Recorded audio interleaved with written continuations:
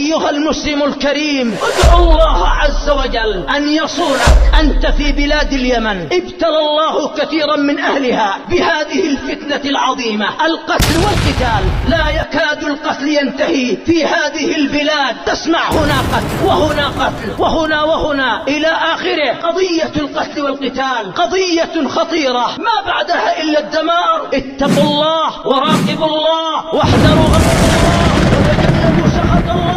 ابتعدوا عما حرم الله وأقيموا حقوق الأخوة الإسلامية التي أوجبها الله عليكم، أن تتآخوا فيما بينكم. ومن حصل له ظلم من قبل أخ من إخوانه المطلوب أنه لا يتعدى، يطالب بحقه بالطرق الشرعية والطرق السلمية، ولا يفتح باب فتنة على نفسه وعلى أهله وعلى غيره من المسلمين.